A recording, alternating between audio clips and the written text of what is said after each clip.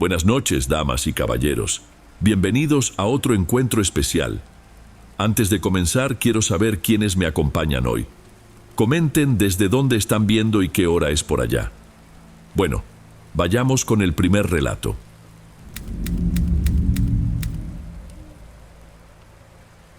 Buenas noches, Dom. Mi nombre es Mateo, trabajo como agrónomo y viajo constantemente para visitar áreas de cultivo en lugares muy aislados. Hace algunos años tuve que supervisar un terreno alejado de todo, y lo que sucedió aquel día todavía me deja una sensación extraña, incluso después de tanto tiempo. En aquel entonces yo estaba involucrado en un proyecto de reforestación y pasaba buena parte de la semana manejando de un lugar a otro. Era un periodo en el que terminaba el día en la carretera, regresando tarde a casa. Recuerdo que un miércoles a mediados de 2017 tomé la carretera principal alrededor de las 7 de la noche para acortar camino y llegar más rápido. Pero lo que encontré fue un trayecto casi desierto, sin señales de postes de luz ni casas cerca. Manejaba una camioneta antigua, de cabina sencilla, con la carrocería cubierta, porque siempre llevaba herramientas y plántulas de árboles. El motor rugía con fuerza, pero afuera todo estaba demasiado silencioso. De vez en cuando creía ver alguna figura en la orilla del asfalto, pero pasaba rápido y lo atribuía a mi vista cansada. Hasta que, después de unos 40 minutos, noté un punto detenido en la curva que estaba más adelante. Disminuí la velocidad para ver mejor y me di cuenta de que era una niña. Tendría alrededor de 10 años, quizá un poco menos, con el cabello recogido en 2 trenzas. Sostenía lo que parecía ser una muñeca de trapo vieja, aunque más grande de lo común. Reduje casi hasta detenerme a su lado, sin estar seguro de si debía ofrecerle ayuda. Entonces ella levantó la mano con un gesto tranquilo y me pidió que la llevara. ¿Podría llevarme? Falta poco para llegar a mi casa. Está después de esa elevación. Aunque me parecía extraño encontrar a una niña sola a esa hora, pensé que no podía dejarla allí, en esa oscuridad. Sin embargo, por precaución, le dije que tendría que ir en la carrocería, pues mi asiento del copiloto estaba lleno de herramientas y documentos regados. Si necesitas que me detenga, solo golpea el techo, le avisé. Ella estuvo de acuerdo con un leve asentimiento. Abrí la compuerta trasera para que subiera, pero ni siquiera alcancé a verla caminando hasta allí.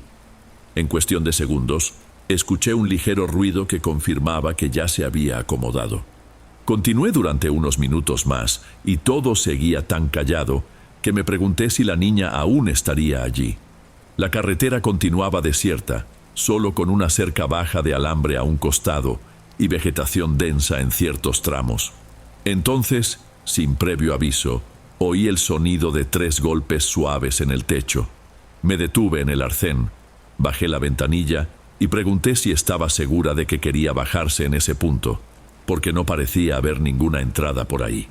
«Es justo después de donde usted ve ese barranco», respondió con la muñeca todavía colgada del brazo. «Mi camino ya está muy cerca». Asentí, algo desconfiado, pero no quise insistir. Ella saltó de la carrocería con la misma agilidad de antes, me dedicó una sonrisa rápida y se adentró por un sendero estrecho que yo no había notado antes. En cuanto volví a manejar, a causa de la vegetación tupida, recién noté, unos 200 metros después, un portón de hierro corroído por el tiempo. A un costado se veían placas de concreto y cruces inclinadas.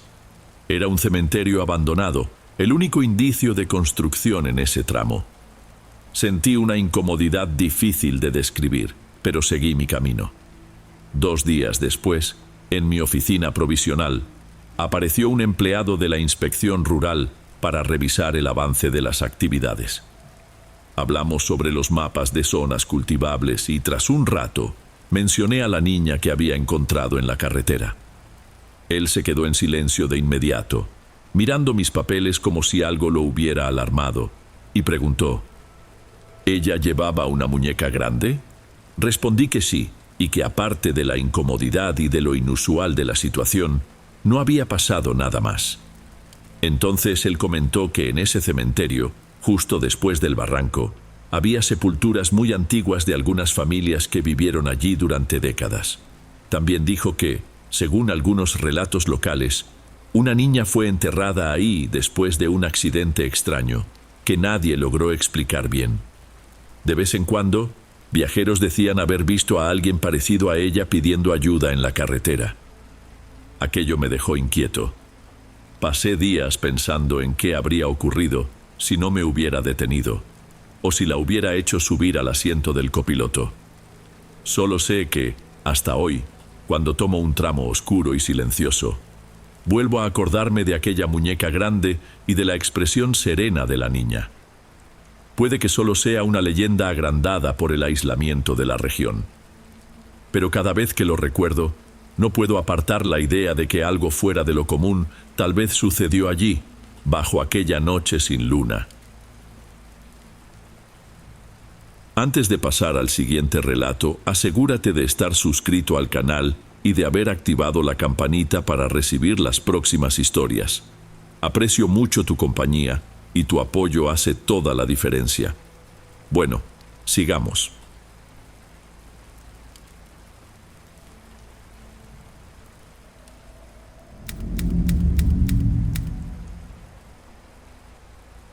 Buenas noches, Dom. Mi nombre es Ismael y tengo un recuerdo de infancia que nunca me ha abandonado. Cuando tenía unos 8 años, mi tío Angelo decidió pasar unos días en la casa de mis abuelos, en un pueblo muy aislado, rodeado de cerros cubiertos de vegetación.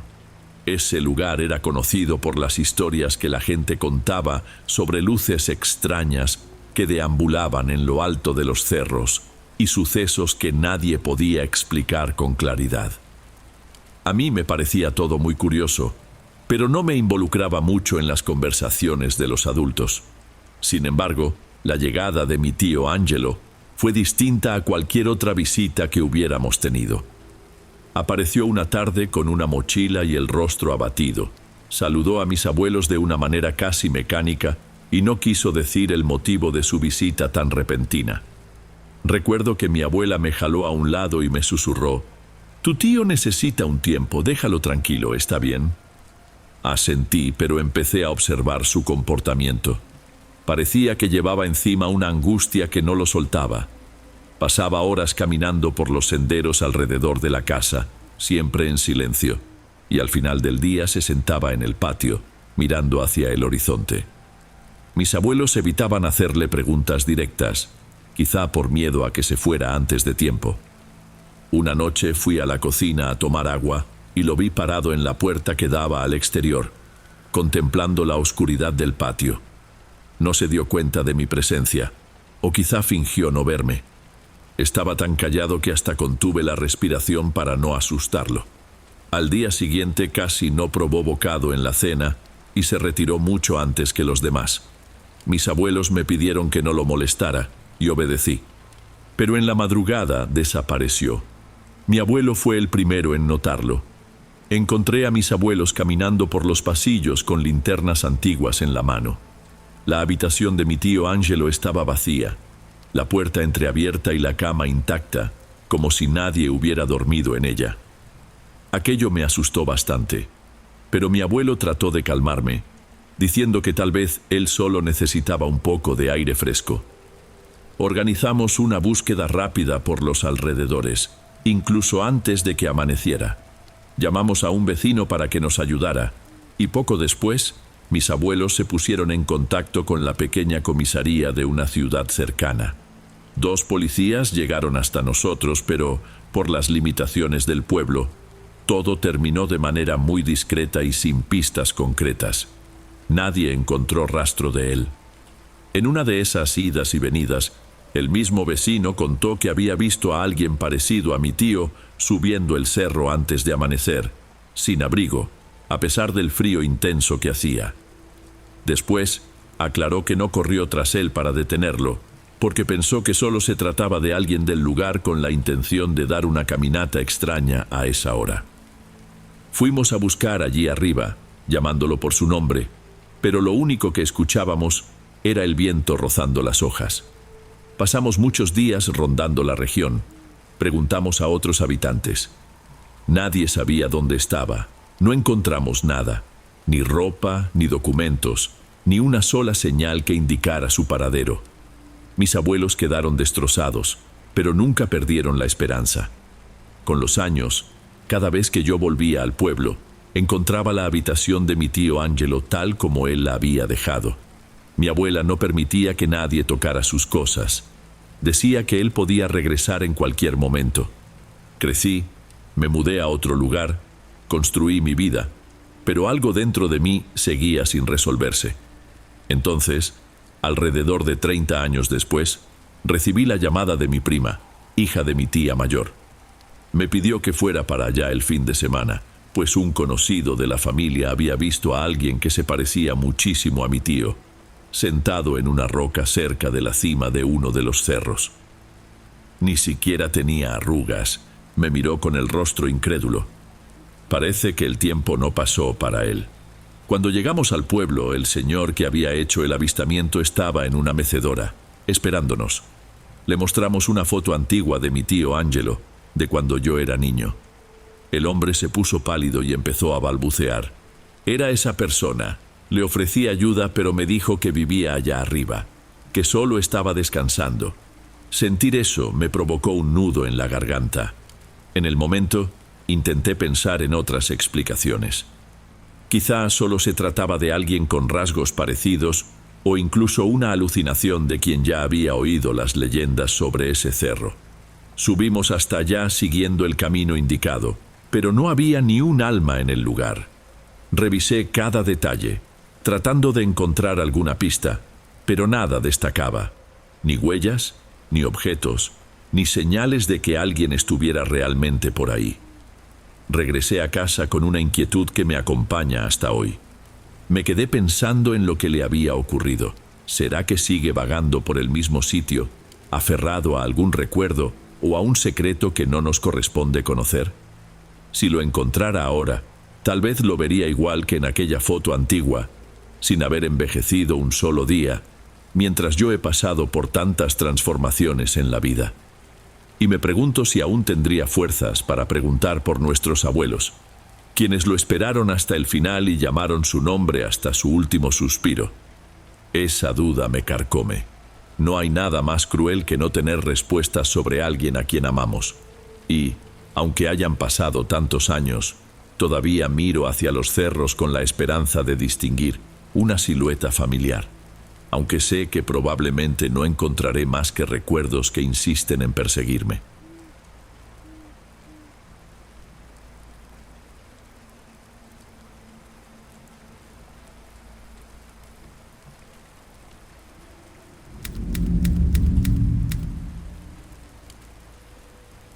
Mi nombre es Enrique. Nunca olvido lo que sucedió cuando tenía alrededor de 11 años. En aquella época, vivíamos en una calle tranquila, donde los niños podían jugar hasta después de la cena sin mucha preocupación. Ese día en particular, mis otros 4 amigos y yo estábamos en la banqueta conversando y riendo de cosas sin importancia, mientras el cielo se oscurecía cada vez más por unas nubes densas. No era tarde, quizá alrededor de las 7 u 8 de la noche, pero la falta de luz le daba a todo un aire un poco extraño. Por lo general, siempre jugábamos con el balón o corríamos de un lado a otro. Sin embargo, en ese momento, el balón se quedó olvidado en el suelo. Surgió una sensación extraña, como si algo diferente estuviera a punto de ocurrir.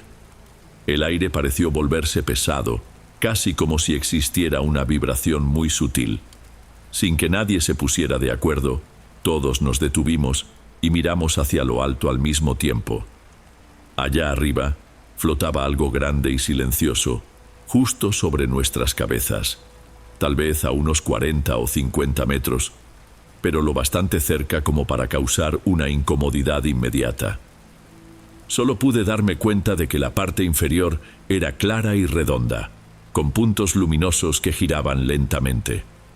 No se oía un ruido fuerte, pero, si poníamos mucha atención, se percibía un leve zumbido, casi ahogado por el viento.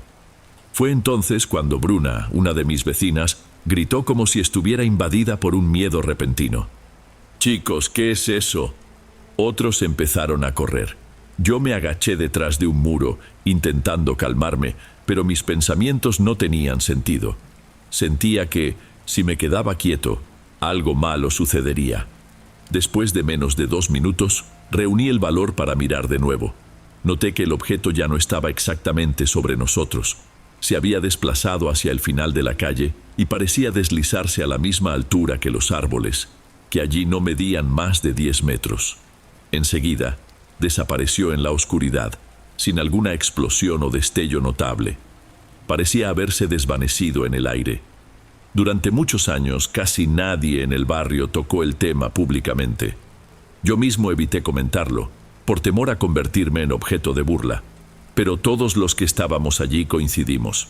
La hora, el lugar, la forma del objeto y la angustia fueron reales. Cuando hablo con Bruna o con Cayo, quien también estuvo aquella noche, me doy cuenta de que su recuerdo es igual al mío.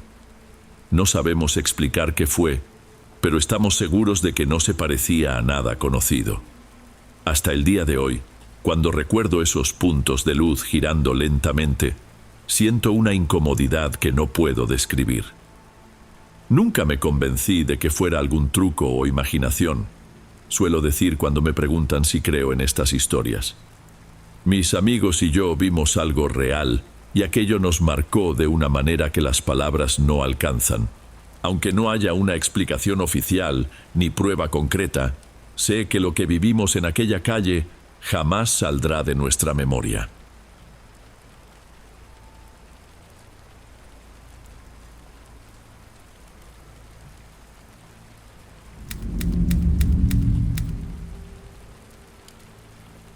Mi nombre es Walter, y viví por más de 10 años en una casa que mi tía me cedió mientras mis padres trabajaban en turnos diferentes. El lugar era sencillo. Tenía un patio descuidado y un pasillo largo que conectaba los cuartos con la cocina. A pesar de ser solo un punto de apoyo temporal, terminamos quedándonos allí mucho más tiempo de lo que habíamos imaginado. Cuando era más joven, alrededor de los 12 años, solía irme a dormir más temprano. Siempre sentí curiosidad por las historias de fantasmas, aunque nunca creí verdaderamente en ellas, ¿sabes? Había una ventana alta en mi cuarto que daba a un área externa muy estrecha, casi como un espacio entre las paredes. Recuerdo bien una noche en la que no podía conciliar el sueño. Me volteé y vi 2 puntos brillantes, como si fueran pequeñas linternas flotando afuera. No había brillo de ningún poste de luz ni reflejo a esa altura, así que me pareció extraño. Traté de enfocar la vista y me di cuenta de algo que parecía una cabeza inclinada. Me quedé inmóvil, pensando que tal vez era una ilusión causada por el cansancio. En el momento en que parpadeé, aquello desapareció. No sabía si había sido un sueño o no, pero tuve la clara impresión de haber visto algo por unos segundos. Intenté ignorarlo, pero empecé a sentir una inquietud que me mantuvo despierto. Unos minutos después, la luz del pasillo se encendió de repente. Funcionaba con un sensor de movimiento, y por un instante me pareció extraño no haber escuchado la puerta o pasos antes de que el sensor se activara. Aún así, imaginé que alguno de mis padres se había levantado. Sin embargo, los pasos que escuché después eran firmes y venían directo hacia mi cuarto. Intenté moverme para ver quién era, pero me sentí paralizado. El ruido se detuvo en mi puerta que se abrió lentamente, rechinando un poco antes de quedar en silencio, como si algo hubiera ahogado el sonido. Entró una ráfaga de aire helado y sentí que algo sujetaba mis tobillos. Fui jalado hasta el borde de la cama, quedando sentado sin poder pronunciar ni una sola palabra. Solo entonces me di cuenta de que no había nadie allí, ni mi padre, ni mi madre. Cuando recuperé el movimiento, escuché un clic casi imperceptible y la puerta estaba cerrada, como si nada hubiera pasado. Le conté esta historia a un amigo de la escuela, Gustavo, con algo de desconfianza porque pensé que se burlaría de mí. En lugar de eso, me miró con seriedad y dijo: No eres la primera persona que comenta algo extraño por ahí. No supe qué responder, pero me sentí menos loco, porque aparentemente otras personas también notaban cosas extrañas en el vecindario. Eso me dio cierto alivio, pero también dio paso a un miedo aún mayor. Con el tiempo empecé a prestar atención a cada sonido y cada cambio de luz en esa casa. Siempre que mencionaba el tema, aparecían relatos similares. Años después, cuando ya tenía unos 22 años, recibí la visita de Gustavo. Fuimos a la azotea para conversar. El espacio era bastante aburrido. Solo había algunas cajas viejas y el lavadero. En un momento dado, Gustavo señaló el techo de otra casa, algunas construcciones más adelante. Vi una forma oscura detenida allí, con dos puntos que parecían reflejar la luz distante. No me moví. Él tampoco. Fueron solo unos segundos, pero ambos tuvimos la impresión de que era la misma entidad que yo había visto en mi infancia. De esa manera, con la cabeza ligeramente inclinada, como si tratara de entender qué hacíamos allí. Con un movimiento rápido, la silueta se agachó y desapareció. Bajamos sin decir palabra, como si cualquier frase arruinara lo que acababa de pasar. Poco tiempo después, obtuve la compañía de una perra llamada Tina. Me daba la sensación de que la casa estaba más alegre y me ayudaba a olvidar los sustos del pasado. Terminé mudándome con mis padres a otra dirección, más pequeña pero bien organizada. Allí no sucedió nada demasiado extraño durante un buen tiempo, hasta que pasé por un episodio que me hizo revivir todo. Cierta madrugada, cerca de las 5 o 6 de la mañana, Tina empezó a gruñir en voz baja, mirando fijamente a un rincón oscuro de mi cuarto.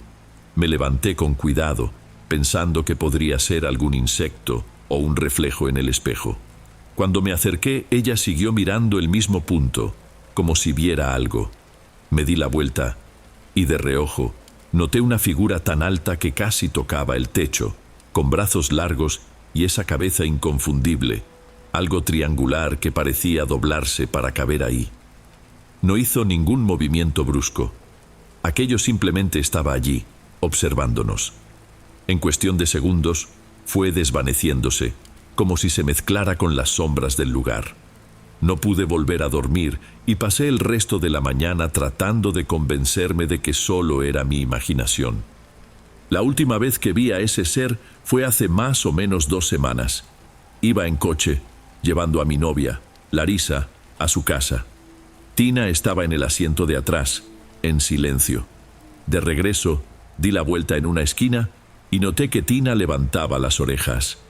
El lugar estaba poco iluminado, pero los faros del auto me permitieron ver, en un terreno baldío, esa silueta parada, mirando en nuestra dirección. No se acercó, no corrió, solo permaneció ahí, inmóvil. Seguí manejando hasta llegar a casa intentando mantener la calma.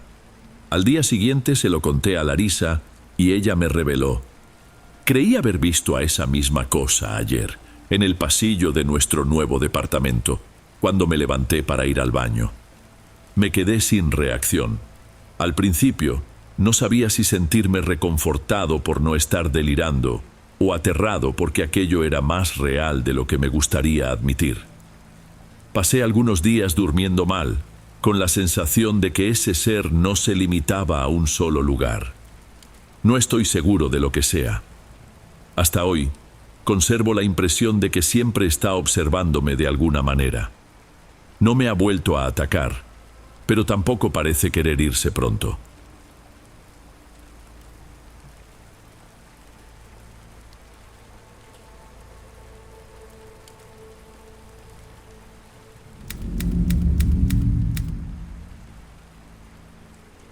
Cuando yo tenía alrededor de 6 años, vivía con mi madre, Silvia, en una casa muy pequeña aquí en México.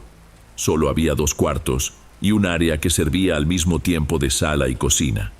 El piso era áspero, las paredes mostraban señales de humedad e incluso durante el día todo parecía un poco sofocante. Pero por la noche, cualquier ruido adquiría un peso distinto. Ladridos que venían de lejos, voces apagadas de los vecinos y de vez en cuando algún coche pasando despacio. Mi madre, Silvia, siempre dormía en una cama matrimonial y yo me acomodaba a su lado. El colchón estaba cerca de una ventana que daba a la calle. En esa época, yo estaba muy inquieto. Casi todas las madrugadas, alrededor de la medianoche o la 1 de la mañana, me despertaba con una angustia extraña. Pero aquella noche en particular, me quedé paralizado un momento antes de mirar el reloj de la mesita de noche, de esos que tienen una luz tenue encendida. Cuando por fin tuve el valor de revisarlo, vi que pasaban de las 2 de la madrugada.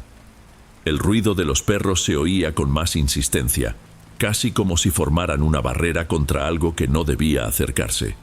Intenté sacudir el brazo de mi madre. Ella casi siempre se despertaba con cualquier sonido, pero esa noche había tomado una medicina para el dolor de cabeza y parecía sumergida en un sueño más profundo de lo habitual. Sentí miedo porque simplemente no reaccionaba, como si no pudiera escucharme. En medio de la oscuridad me invadió el deseo de asomarme por la ventana. Me quedé unos segundos juntando coraje, hasta que al fin me decidí a levantar un pedazo de la cortina para echar un vistazo. Afuera había la luz débil de un poste lejano, cuya luz inclinada daba contra el techo de la casa vecina. Me llevé un susto al ver una figura femenina agachada ahí. Se notaba que vestía algo largo, medio percudido, que se fundía con la sombra del techo. Su cabello alcanzaba su espalda, pero no podía distinguirle el rostro. No sé si era el viento o algún sonido encerrado en mi cabeza, pero parecía que se oía un lamento bajo, como si la persona estuviera llorando de un modo contenido. Sentí una opresión que no sé explicar. Solté la cortina y regresé a la cama temblando. Sin saber qué más hacer, empecé a rezar mentalmente, repitiendo oraciones que mi madre me había enseñado. Pensé que eso me daría algo de alivio. Durante un rato todo quedó en silencio. Después de armarme de valor de nuevo, me levanté despacio y miré por la ventana. El techo estaba vacío, sin rastro de aquella mujer ni de ningún movimiento. Parecía que nada había pasado. Aún así, los perros seguían ladrando de vez en cuando, como si percibieran alguna presencia que mis ojos ya no podían ver. Al día siguiente, mi madre notó que yo estaba alterado y me preguntó si había tenido una pesadilla. «Te ves muy asustado. ¿Qué pasó, hijo?» «Creo que vi a alguien en el techo de la casa de al lado», respondí, sin entrar en detalles. Ella me dedicó una sonrisa preocupada y dijo: «Debió de ser solo tu imaginación. Hasta el día de hoy, cada vez que escucho perros ladrando a mitad de la madrugada de una forma diferente, regreso a la escena que vi por la ventana. Jamás pude ver el rostro de aquella figura, pero el recuerdo de su lamento todavía me quita el sueño».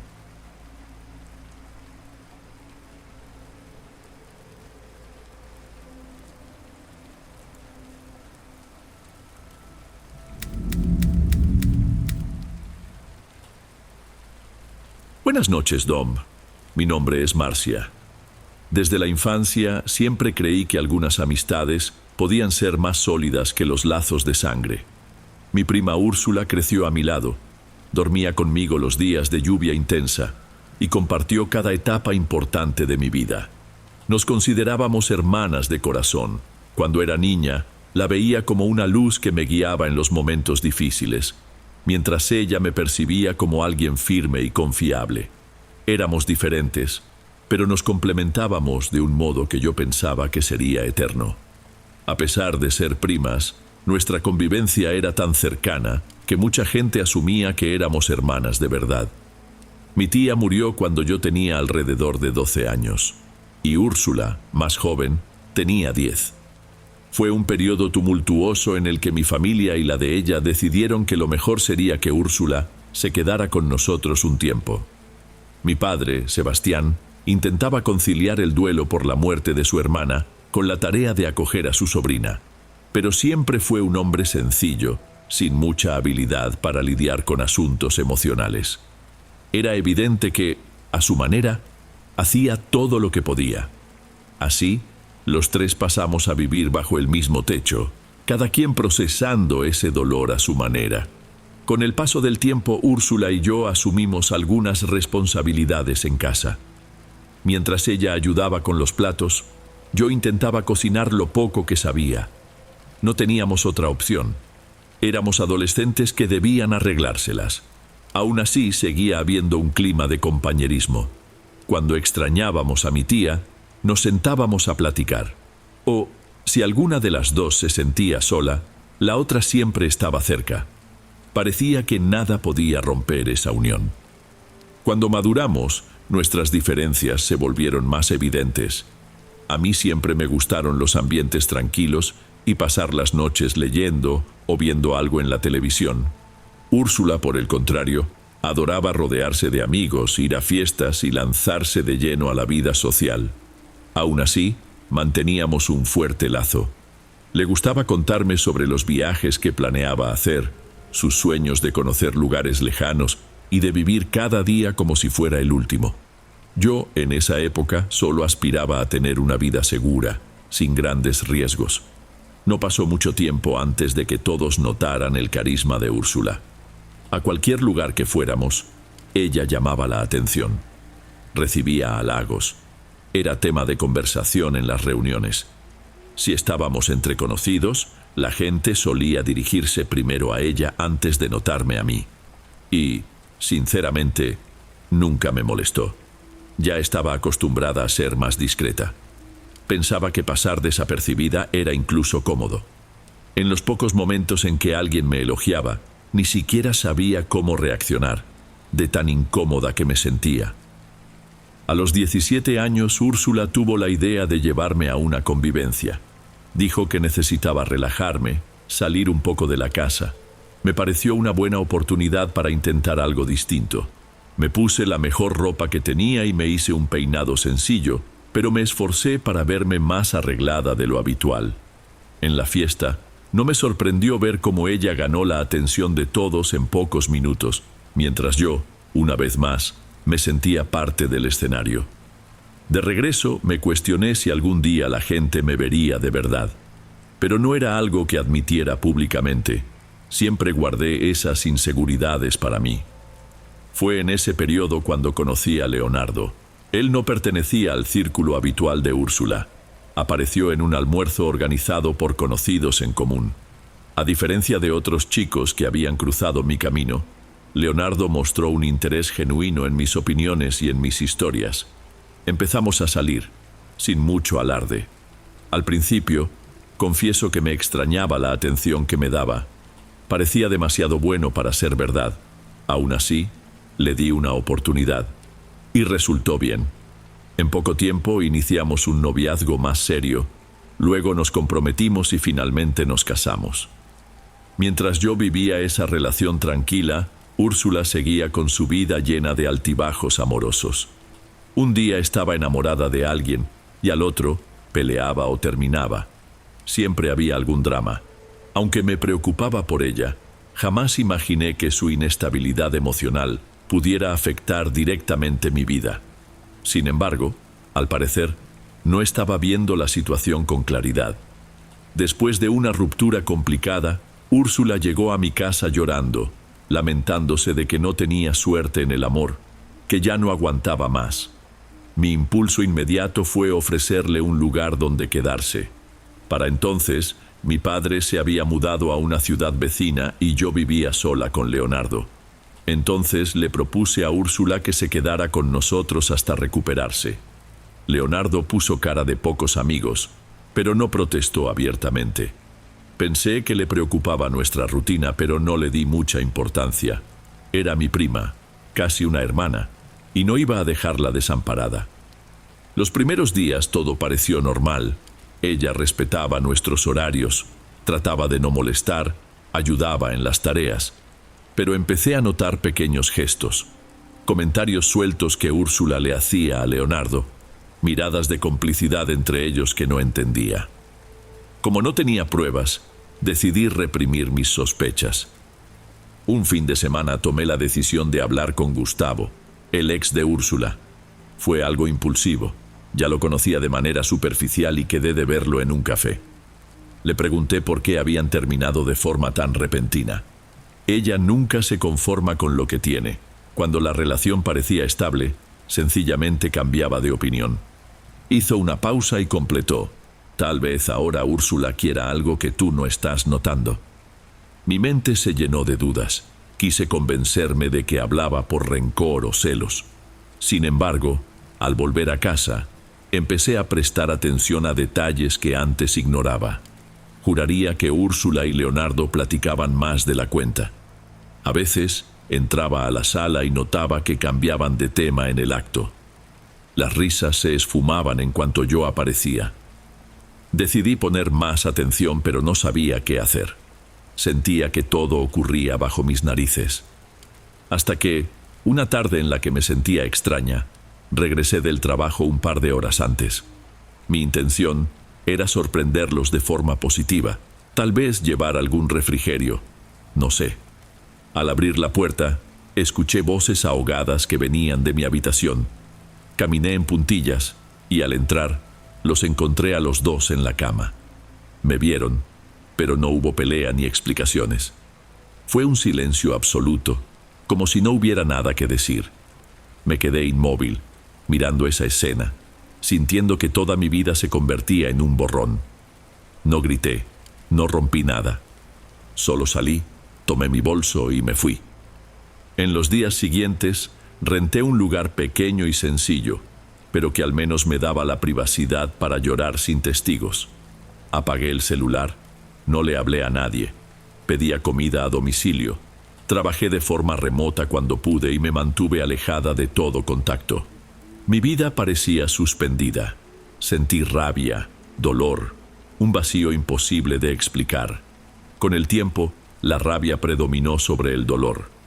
En un intento por olvidar lo sucedido, busqué ayuda profesional antes de hacer alguna locura. Tuve 2 sesiones con un psicólogo, pero no me abrí por completo. Aún así, noté que necesitaba soltar todo lo que llevaba dentro. Pensé en contarle a mi padre, pero solo logré cruzar pocas palabras por teléfono, temiendo preocuparlo demasiado. Cada conversación resultaba insuficiente para liberarme de la furia que cargaba. Hasta que, cierta noche, salí a caminar sin rumbo, incapaz de regresar a mi diminuto departamento. Pasé frente a una casa con aspecto abandonado.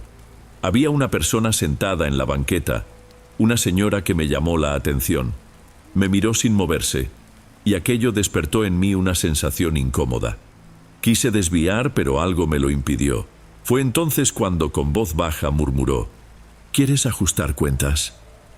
Parecía que esa mujer sabía todo lo que pasaba por mi cabeza, y en mi desesperación, la rabia latía más fuerte que cualquier otra emoción. Me acerqué, porque no tenía nada que perder. Se presentó como doña Lidia y me invitó a entrar, avisando que podía ayudarme a descargar ese sentimiento.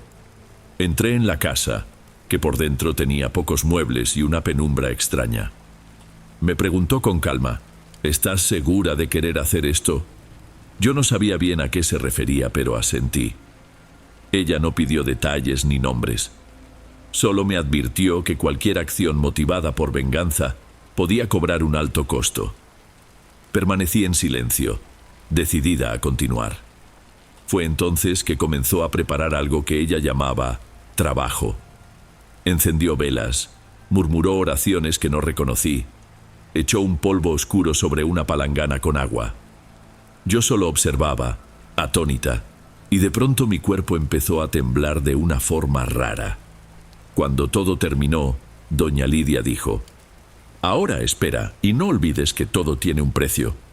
Le di las gracias de manera automática y salí de ahí. Pasé los siguientes días convencida de que me habían estafado o de que todo era una fantasía. Creí que nada pasaría, hasta que recibí una llamada de un conocido en común. Me contó, preocupado, que Úrsula y Leonardo estaban pasando por una crisis seria, discutiendo sin parar. Comenté vagamente que tal vez era algo pasajero, pero él aseguró que la cosa iba a peor. Primero, ella se cayó de la escalera y se lastimó el brazo de forma grave. Luego, pelearon a tal punto de que Leonardo se fue de la casa por unos días. Más tarde, él sufrió un accidente de coche a baja velocidad. pero el susto fue grande. Cada incidente les añadía más tensión. Era como si ya no pudieran estar juntos sin que algo saliera mal. Un mes después, decidieron hacer un viaje para salvar la relación. Fue la última noticia que tuve. Supe que el coche patinó en un camino mojado y que murieron en el lugar. Cuando recibí la información, me quedé en shock. No lloré, no me desesperé, solo sentí un gran vacío. Creí que todo terminaba ahí. Pensé que ahora podría seguir mi vida. Pero, tal vez por culpa o por algo que no sabía explicar, empecé a sentir que no estaba sola. Por las noches, me costaba dormir. Escuchaba voces bajas, mi nombre pronunciado de un modo casi imperceptible. Traté de convencerme de que era mi imaginación, pero mi rutina se volvió insoportable. Busqué consuelo en la iglesia a la que mi padre acudía antes de mudarse. Le conté todo, a grandes rasgos, al padre Julio, sin entrar en detalles sobre el ritual, pero mencionando mi dolor, la traición y la muerte de ambos. El padre me miró serio y dijo: «Cuando deseamos el mal a los demás, aunque no sea de forma directa, abrimos puertas en nuestra vida que pueden resultar muy costosas». Trató de aconsejarme que buscara el arrepentimiento, pero no podía sentir un remordimiento genuino. En el fondo, seguía pensando que ambos merecían lo que les pasó, y aún así, no estaba en paz. Las noches siguientes fueron perturbadoras. Soñaba con Úrsula y Leonardo, pero no con el aspecto que tenían en vida. Los veía a lo lejos, sin hablar, solo mirándome de una forma que no puedo descifrar. Despertaba confundida, con la respiración agitada. Pasaba el día preguntándome qué me estaba sucediendo. Hasta que al volver del trabajo, noté huellas sucias en el pasillo de mi pequeño departamento que llevaban hacia mi habitación. No tenía sentido, porque siempre cerraba todo con llave antes de salir. Limpié el piso, pero no pude ignorar lo que vi. Era como si alguien entrara mientras yo no estaba. En mi angustia recordé una tienda que vendía artículos místicos. Fui hasta allá en busca de algo que me hiciera sentir protegida. Un hombre llamado Ademir me atendió. Escuchó mi historia de manera superficial, sin saber nombres, y me recomendó un amuleto. Habló poco, pero su semblante reflejaba preocupación. A veces, aquello que alimentamos regresa para cobrarnos factura. Si alguna vez hiciste algo sin saber bien lo que hacías, puede que sea tarde para dar marcha atrás. Compré el amuleto y lo llevé conmigo. Pero nada mejoró. Continuaron los sueños, las voces, la sensación de no estar sola. Decidí visitar el lugar donde sepultaron a Úrsula y Leonardo, buscando algún tipo de cierre. Al llegar vi una nota sobre la tumba de ella. Decía: «La puerta que abriste ya no se puede cerrar». De inmediato, miré a mi alrededor, pero no había nadie. Sentí que las piernas me flaqueaban, y lo único que pude hacer fue marcharme deprisa. Después de eso, los sucesos se intensificaron. No sé si era mi imaginación o alguna manifestación real. En las pocas horas que lograba conciliar el sueño, soñaba que estaba en un lugar oscuro donde aparecía Úrsula con el rostro inexpresivo, observándome. Parecía intentar hablar, pero no salía ningún sonido de su boca.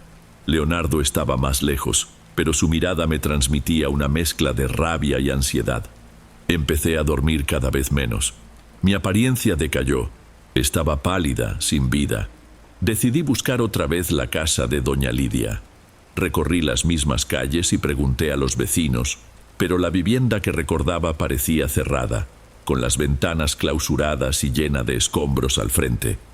Un vecino me aseguró que ese lugar llevaba deshabitado muchos años, sin registro de que alguna anciana viviera ahí.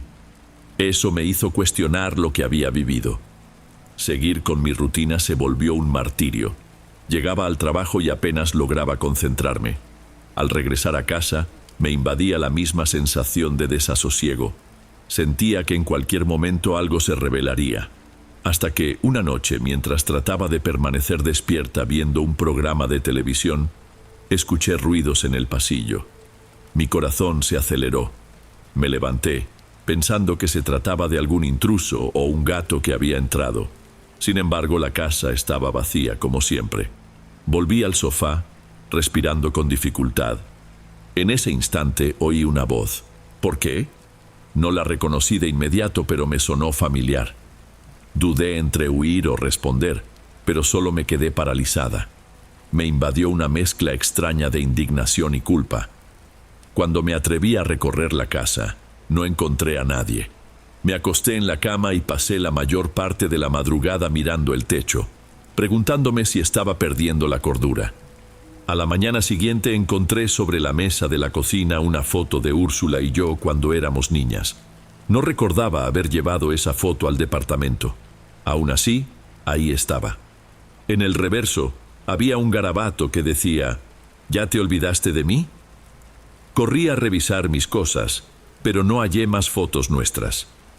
Aquella imagen desapareció el mismo día, como si se hubiera esfumado. Eso se volvió rutina.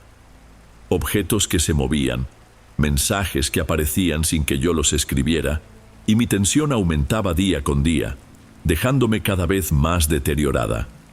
Hasta mis compañeros de trabajo notaron que estaba diferente. No me atrevía a contarles la verdad, pues todo sonaba absurdo. Finalmente probé otro camino. Regresé con el padre Julio y decidí ser sincera, contándole lo que hice con doña Lidia. Me miró con gravedad, sin juzgarme, pero con evidente preocupación. A veces, cuando buscamos venganza, atraemos fuerzas que no controlamos. Te recomiendo que reflexiones profundamente sobre el arrepentimiento. Puede que todo esto sea un reflejo de algo interno, pero también es posible que hayas activado algo que no podemos explicar. Salí de ahí sintiéndome un poco más ligera, pero al mismo tiempo sin ver una solución real. Incluso intenté rezar o buscar algún tipo de redención, pero la verdad es que seguía sin sentir remordimiento por lo ocurrido con Úrsula y Leonardo.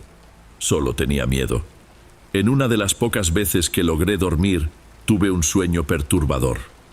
Estaba en una habitación vacía, sin ventanas ni puertas, y a cierta distancia veía a Úrsula sentada en el suelo. Sus ojos me seguían, pero ella no se movía.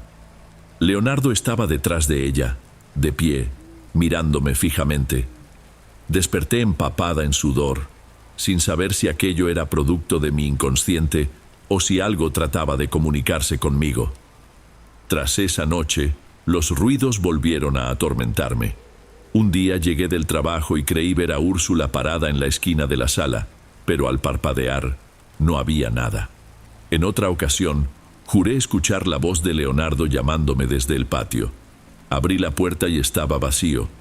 Trataba de no pensar en ello, pero no había paz ni en el trabajo, ni en la calle, ni en mi propia casa. Me sentía acorralada por recuerdos y apariciones. En medio de esa asfixia, regresé a la tienda mística de Ademir, buscando una salida definitiva. Me recibió con cierta cautela. Cuando le conté que la situación solo empeoraba, sacó de un estante un libro antiguo lleno de notas y me mostró un pasaje. Decía que en algunos casos, cuando se hace una petición de venganza, la deuda queda pendiente hasta que algo se pague. Volteó hacia mí y dijo: «Puede que estés viviendo este tormento porque aún no decides qué sientes de verdad. Mientras exista esa contradicción, quizás no puedas librarte». Mi cabeza daba vueltas porque no sentía un arrepentimiento real. Presentía que no había mucho por hacer. Ademir me aconsejó buscar ayuda psicológica más formal y también sugirió que me alejara de ese departamento un tiempo. Pero una parte de mí no creía que fuera solo algo psicológico. Aún así, apunté el número de una terapeuta que me recomendó. Regresé a casa encerrada en mi pequeño departamento sin saber qué esperar. Empecé a cerrar las ventanas, a bloquear cualquier rendija de luz, como si eso pudiera impedir que algo entrara. Pero esa sensación de control no me trajo consuelo. Por las noches tenía la costumbre de mirar el reloj cada 15 minutos, esperando que pasara el tiempo. Y tarde o temprano, caía en un sueño ligero. Cierto día tuve la impresión de ver a Úrsula de pie en el pasillo que llevaba a mi habitación. Su rostro carecía de emoción, pero me hizo recordar los días en que éramos niñas. Sentí un gran peso en el pecho, como si una parte de mí supiera que había escogido un camino sin retorno. Parpadeé y la imagen desapareció. Eso sucedió varias noches. Veía algo que recordaba a Úrsula o Leonardo, y al segundo siguiente ya no estaba. Mi tensión era tal que mi salud física terminó por colapsar. Dejé de comer bien. Mi rostro se veía cada vez más cansado y mis compañeros ya no fingían no darse cuenta. Me preguntaban qué pasaba conmigo. No lograba responder con sinceridad. El colmo llegó cuando encontré sobre mi cama el anillo de matrimonio que Leonardo usaba. No lo tenía en casa, pues desapareció después de que me fui de nuestra antigua vivienda. Estaba ahí, como si alguien lo hubiera dejado adrede. Lo sostuve, preguntándome si era una alucinación o si alguien había entrado al departamento. Me quedé callada y lo guardé en un cajón. Pasé horas sentada en la sala, esperando que sucediera algo. No pasó nada tangible, pero casi no parpadeé. A la mañana siguiente decidí que no podía soportarlo más. Pedí un auto de aplicación y me fui al cementerio. Llevé conmigo el anillo, tal vez para dejarlo ahí. Ya estaba decidida. Al llegar, vi otra nota en la lápida de Leonardo. Esto no termina aquí. Me mareé tanto que tuve que apoyarme. Estaba claro que, fuera lo que fuera, me seguía rodeando. Dejé el anillo ahí, sin saber si serviría de algo. Me fui con las piernas temblorosas. Esa noche, al apagar las luces de mi habitación, oí pasos suaves en el pasillo. Eran pasos familiares, pero no tuve valor de levantarme. Cerré los ojos, intenté rezar algo, pero no logré articular palabras. Esperé a que pasara. Nada ocurrió de inmediato. Sin embargo, antes de quedarme dormida, escuché otra vez esa voz débil, como si fuera la de Úrsula. Tú abriste esta puerta, no abrí la puerta de la habitación. Me quedé en la cama, con el rostro hundido en la almohada. El silencio regresó y después de un rato me dormí. Al día siguiente, vi que la foto de mi boda, que antes guardaba al fondo de un cajón, apareció sobre la mesa. Leonardo y yo sonriendo, con Úrsula a nuestro lado. Pero tenía marcas de rayones alrededor de nuestros rostros. Tomé la foto y la tiré a la basura, pero nada aliviaba mi angustia. Intenté de nuevo localizar a doña Lidia, pero fue inútil. Busqué la terapia que me recomendó Ademir, pero tampoco le contaba toda la verdad a la terapeuta. Ella pensaba que mi culpa era una forma de duelo confuso, y tal vez era parte del problema. Aún así, no hallaba una solución inmediata a lo que me ocurría. Las semanas se fueron alargando. Cada vez más, me distanciaba de la realidad. Me pasaba horas mirando la pared del departamento, sintiendo que veía a Úrsula en el reflejo del televisor apagado, o notando un bulto que me recordaba a Leonardo. Mis días se resumían a trabajar de forma casi automática y volver a casa a esperar lo inevitable. No había tregua. A veces creía escuchar risas bajas, como si alguien se burlara de mí. Otras veces percibía movimientos en la cocina que no lograba explicar. Ya no distinguía qué era real y qué no. Un día, tras una fuerte crisis de ansiedad, oí un ruido en el pasillo. Salí de mi habitación y encontré mi ropa tirada, como si alguien hubiera desordenado el closet. No había señales de robo. Recolecté todo, pero no entendía cómo sucedía. Los vecinos no se quejaban de nada, ni habían visto gente extraña. Todo era muy confuso. Decidí entonces intentar un último recurso. Me senté en la sala y hablé en voz alta. Si alguien está aquí, necesito saber qué quieren. El ambiente quedó en silencio un largo rato. Casi desistí, pero luego vi que se formaba una mancha extraña en la pared, como si estuviera mojada. No sé si fue cosa de mi mente o un problema estructural del edificio, pero en mi interior sentí que no estaba sola. Me levanté, todavía aturdida, y regresé a mi habitación. Después de eso, pasé las madrugadas en vela, comiendo poco y manteniéndome en un estado casi febril de tensión.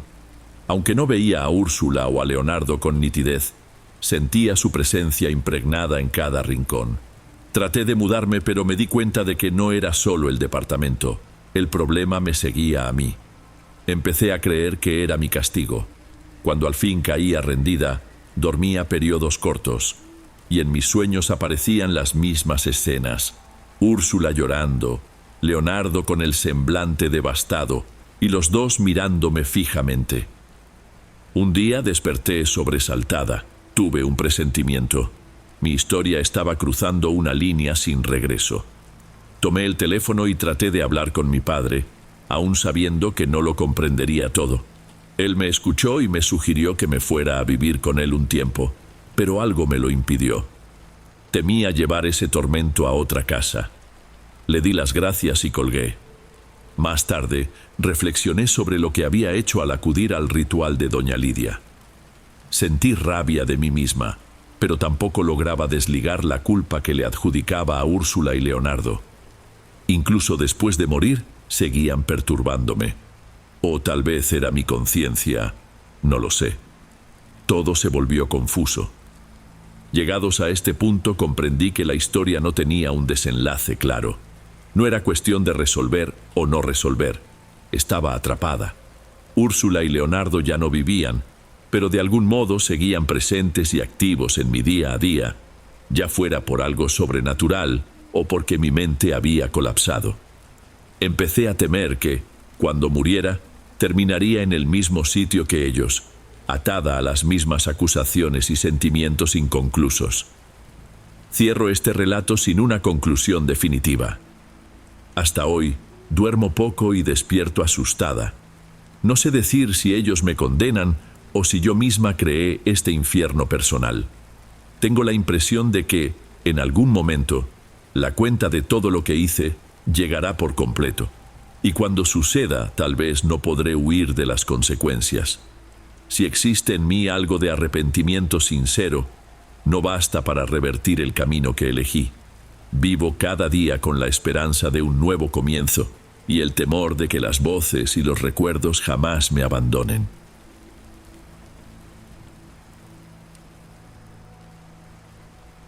Bueno, amigos, estos fueron los relatos de hoy. Espero de corazón que les hayan gustado. Subo nuevos videos todos los días y me dará mucho gusto verlos en los próximos. Ahora en la pantalla les dejo otros 2 buenos videos que seguro les encantarán. Un abrazo de Dom y nos vemos por allá.